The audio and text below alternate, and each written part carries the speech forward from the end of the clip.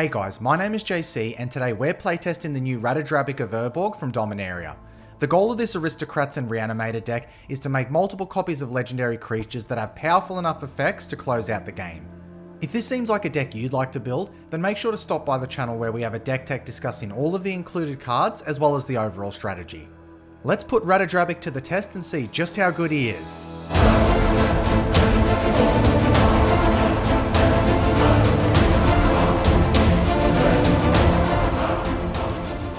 Alright guys, let's see who we're playing today. We have Niv-Mizzet Parun, we've got Lord Windgrace, and we have Jodah the Unifier. Okay, so if we look at our opening hand, it's not bad. It'd be nice to have a little bit of ramp in there, but we do have a turn 2 Douthie Voidwalker. We also have Adeline, which we can trigger using Douthie. We have some reanimation in the form of Loyal Retainers and Junji, so I think we can keep this. Jodah starts us off by playing a land for turn, but they just have it come into play tapped, and that is it for their turn. We draw an Esper Sentinel for turn. That's quite a good draw.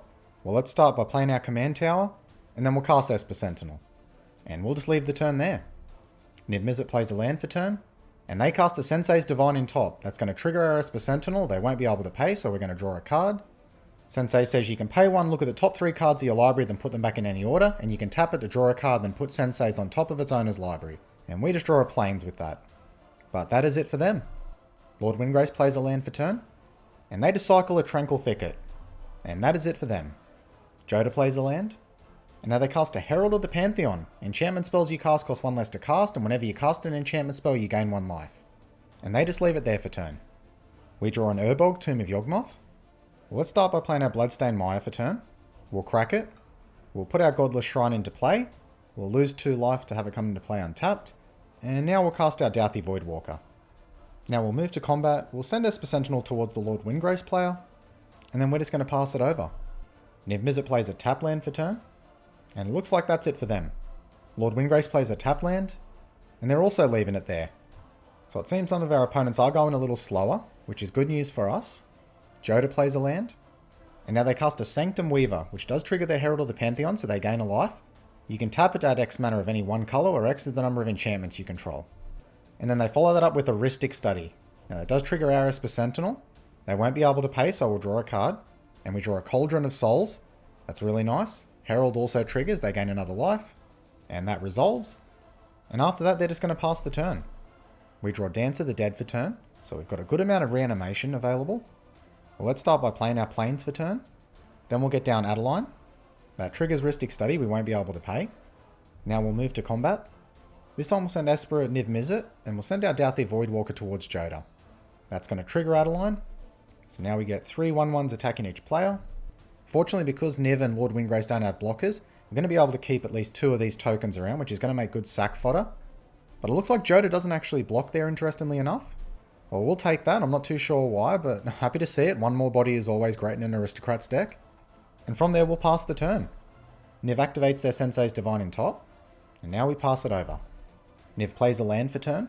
They crack it immediately. They put a land into play. But it looks like they're passing there holding up mana. Lord Windgrace plays a land. And now they cycle a Kroasken Tusker. That allows them to search their library for a basic land card, reveal it, and put it into their hand. And they're just going to leave it there. Jodah plays a land for turn.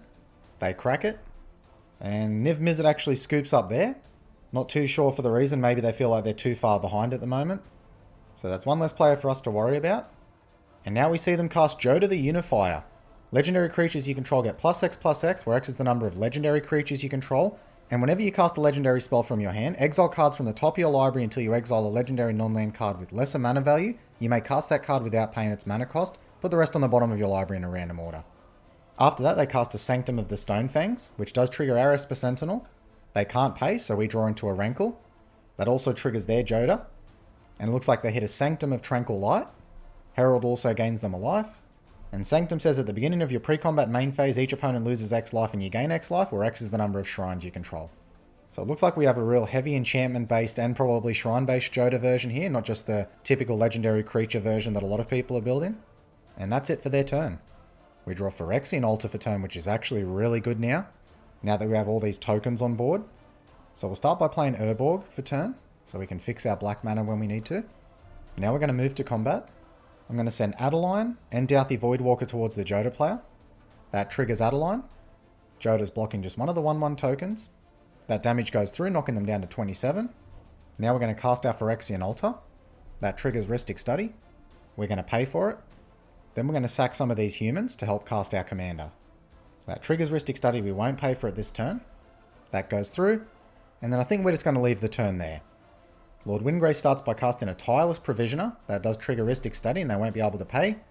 It has landfall. Whenever a land ETBs under your control, create a food or a treasure token. Now they play a land for turn, which does trigger their Provisioner.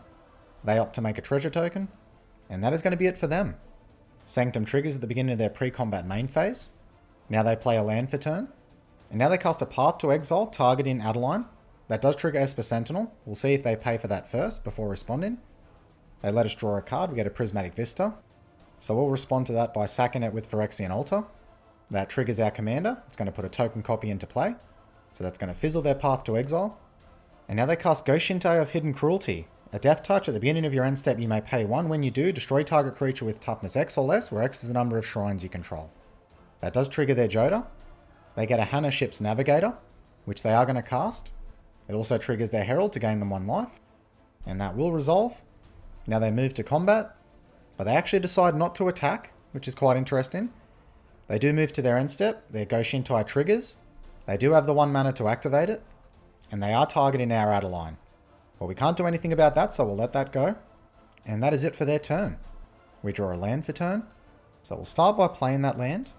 And next I'm going to cast Cauldron of Souls, because I think we need to shut down Jodah. They're going to get too much value off of it casting all their spells into it, especially with Rhystic Study. Now, unfortunately, we won't be able to pay for it here. That does resolve.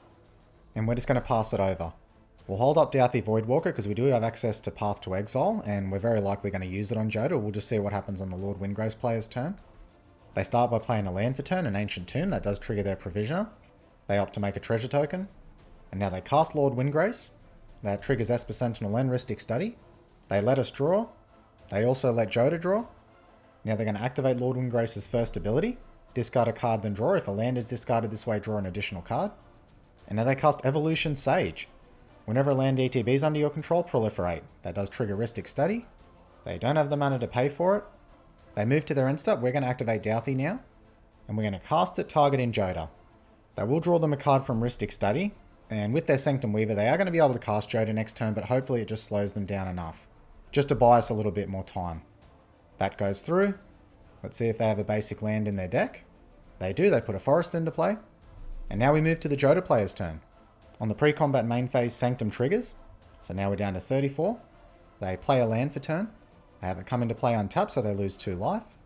And now they recast their commander again. Next, they follow that up by casting Ghost Shintai of Life's Origin, which does trigger Jodah and Herald of Pantheon. Let's see what they get. They get a Ghost Shintai of Lost Wisdom. They do cast that. It triggers their Herald again. They gain a life. They gain another life from Ghost Shintai. You can pay Wooburg, tap it, return target enchantment card from your graveyard to the battlefield.